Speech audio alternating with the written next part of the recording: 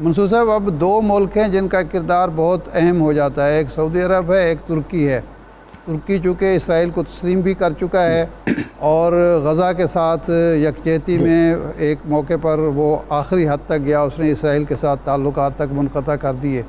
سعودی عرب کے اسرائیل کے ساتھ رابطے حالیہ ہیں اور وہ ماضی میں بہت زیادہ آگے بڑھ کے فلسطینیوں کی مدد کرتا رہا ہے۔ اب ان دو ملکوں کا کردار کیا ہوگا؟ کیا یہ میڈیشن کریں گے، جنگ بندی میں کردار ادا کریں گے، اسرائیلیوں کے ساتھ فلسطینیوں کے ساتھ کھڑے ہوں گے، یا بین پالیسی سے اس وقت کا انتظار کریں گے جب اسرائیل اپنی کارروائیاں مکمل کر لے اور اپنی جو خفت ہے وہ مٹا لے اور جس حد تک تباہ کر سکتا ہے غزہ کو تباہ کر دے؟ میں سمجھتا ہوں جی کہ اس وقت ترکی کی طرف سے تو ہمیں ایک جرأت مندانہ موقف جو ہے ہمیشہ دیکھنے کو ملا ہے، لیکن اس بار سعودی عرب جو ہے وہ یقیناً جس نارملائزیشن کی پیس پہ چل رہا تھا وہ اس کے اپنے مضمرات ہوں گے، لیکن اس وقت میں سمجھتا ہوں کہ سعودی جو وزارت خارجہ اور ان کے جو کابینہ ہے اس کی طرف سے جو بیانات آئے ہیں اور جس انداز سے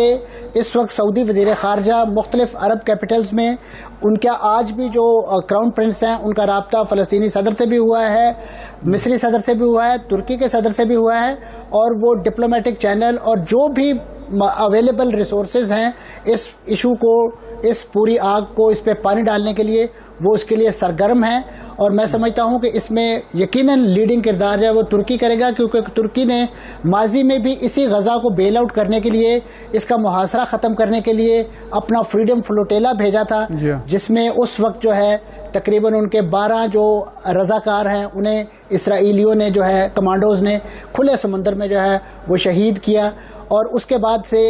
جس طریقے سے ترکی نے اس پر احتجاج ریکارڈ کیا یقیناً اس کا سبق بھی اسرائیل کو یاد ہوگا، اور جس انداز سے منتیں اور ترلے کرنے کے بعد جو ہے اس کے تعلقات بحال ہوئے وہ بھی انہیں یاد ہے۔ تو آج میں سمجھتا ہوں کہ اس پولرائز دنیا میں بھی یقیناً جو انصاف پسند اقوام ہیں ان کی طرف سے بھی آواز، آج اگر آپ دیکھیے تو امریکہ، برطانیہ، تمام جگہوں پہ جو ہے وہاں پہ احتجاجی مظاہرے ہو رہے ہیں اور وہ فلسطینیوں کے حق میں اور خاص طور پہ ان پہ ہونے والے جو مظالم ہیں اس کے خلاف آواز اٹھا رہے ہیں، تو اس کا یقیناً ایک اثر ہوتا ہے۔ اور اس وقت امریکہ جس اپنے عسکری برتری کے زوم میں ہے،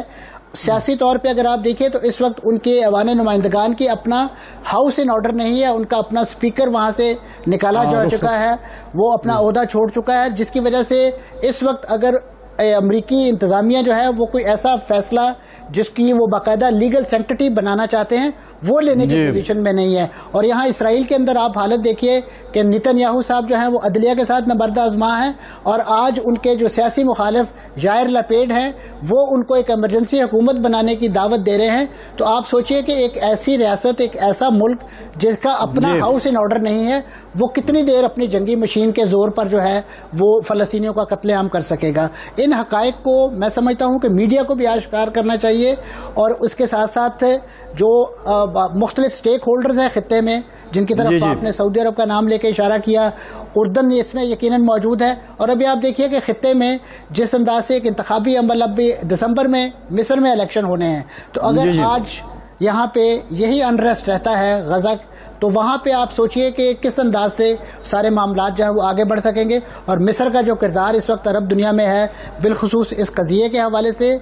یا ادروائز اس پورے خطے کے حوالے سے، جس طریقے سے وہ خود سعودی عرب کا بڑا اتحادی ہے، یمن میں ان کے ساتھ کام کر رہا ہے، دیگر علاقوں میں ان کے ساتھ تعاون کر رہا ہے، اور اسی طرح UAE تو وہ جسے کہنا چاہیے ان کے ہاتھ تو شاید ان کے ساتھ ملے ہوئے ہیں، لیکن ان کے عوام کے دل اگر آپ ان کی سڑکوں پہ یا ان کے ٹویٹر اکاؤنٹ سے یا ان کو فالو کریں تو آپ کو معلوم ہوگا کہ وہاں پہ اس وقت وہی لوگ جو ہیں۔ جی منصور صاحب، ایک اور بھی یہ معاملہ ہے، یہ ساری صورتحال ہم دیکھ رہے ہیں، آپ نے جو اسرائیل کے اندر کے حالات ہیں کہ وہاں پہ کس طرح ایک پولیٹیکل انسرٹینٹی، ایک بے چینی کی کیفیت ہے، پھر امریکہ کا بھی آپ نے ذکر کر دیا، لیکن ہم اسرائیل کے دفاع کی بات کریں، ان کے دفاعی سسٹم کی بات کریں، موساد کو دیکھیں تو ان کا ایک بھرم تھا، باقی ممالک پہ ان کی ایک ریپوٹیشن تھی۔ اس حملے نے اس بھرم کو تو توڑ دیا، لیکن یہ موساد جو نمبر 1 نمبر 2 انٹیلیجنس کلیم کرتی تھی، اب اس کا سٹیٹس کیا ہے؟ کتنا یہ بھرم، یہ دوبارہ اس کو ری بلڈ کرنے میں کتنے سال لگ جائیں گے ان کو؟ دیکھیے جی، اس کا جو جتنا بھی اسٹیٹس ہے، جتنا بھی بھرم تھا، وہ بنیادی طور پہ انہی فلسطینیوں پر ہاتھ صاف کر کے انہوں نے بنایا تھا. انہوں نے اپنی اس ٹیکنالوجی کو یا اپنی سرویلنس کو کسی اور ملک کے خلاف تو کبھی استعمال نہیں کیا. انہوں نے اپنی اس تمام ٹیکنالوجی کو، یا ایون امریکہ کی جو آرمامنٹ ٹیکنالوجی ہے، ویپنری ہے، اس کا ٹیسٹنگ فیلڈ ہمیشہ مسلمان ملک ہی بنے ہیں. اور بدقسمتی سے فلسطین سر فہرست ہے. یا اس میں افغانستان میں ٹیسٹنگ کی ہے اس کی، یا اس نے بوسنیا میں ٹیسٹنگ کی ہے. تو بنیادی طور پہ یہ جو امریکہ کی وار انڈسٹری ہے، اس کی ٹیسٹنگ فیلڈ ہے، اور اسی امریکی انڈسٹری نے انہی نام نہاد جو سیکورٹی ایجنسیز ہیں، چاہے وہ موساد ہو یا اسرائیل کی ٹیکنالوجی ہو، اس کا حوا کریٹ کیا ہوا تھا. تو آج اس کے حوے کی کلی جو ہے وہ یقیناً کھل چکی ہے. تو اب اس کو وہ کب ری بلڈ کرتے ہیں، میں سمجھتا ہوں اس کا وقت جو ہے، اس کا فیصلہ جو آنے والا وقت ہی کرے گا. لیکن اس وقت کم از کم وہ تہی دامہ نظر آتے ہیں ہمیں. اخلاقی میدان میں تو وہ یقیناً روز اول سے ہی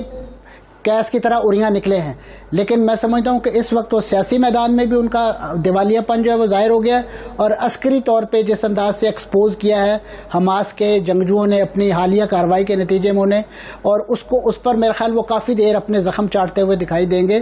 تو اس میں ہمیں کوئی بہت زیادہ مایوس ہونے کی ضرورت نہیں ہے. یقیناً جب وہ قرآن پاک کا یہ فیصلہ ہے اور اس کا یہ حکم ہے کہ جب آپ کو تکلیف پہنچے تو آپ کو دشمن کو بھی تکلیف پہنچتی ہے. تو یقیناً اس وقت جو تکلیف فلسطینی برداشت کر رہے ہیں، تو ان کا ازلی ابدی دشمن جو ان کے قبلہ اول پہ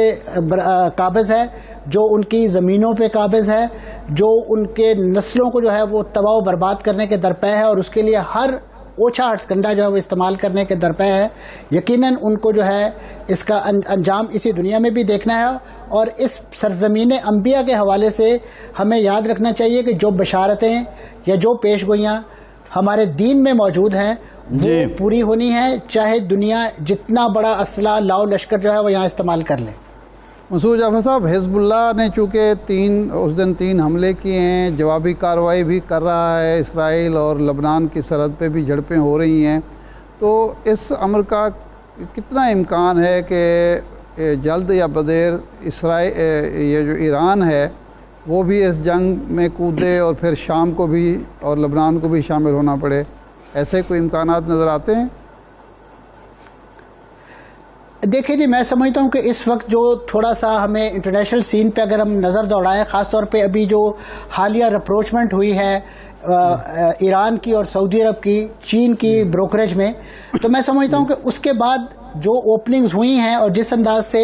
دونوں ملکوں کی طرف سے ایک چینج آف ہارٹ ہمیں دیکھنے کو ملا ہے، یقیناً ان میں سے کوئی بھی نہیں چاہے گا کہ کم از کم ایک طرف سے جو ان کی آپس میں رپروچمنٹ ہوئی ہے وہ کسی بھی طریقے سے اس موجودہ جو قضیہ فلسطین کے حوالے سے جو ایک بیڈ ٹیسٹ ڈیولپ ہوا ہے اس کی نظر ہو جائے. تو اگر تو لانگ ٹرم خطے کے انٹرسٹ ان ملکوں کے اور ان کی ملکوں کی قیادت کے ذہن میں ہیں، تو یقیناً وہ اس پوری جو جنگ کا الاؤ ہے اس کو خطے میں پھیلنے سے روکنے کے لیے ہر حربہ ہر کوشش استعمال کریں گے.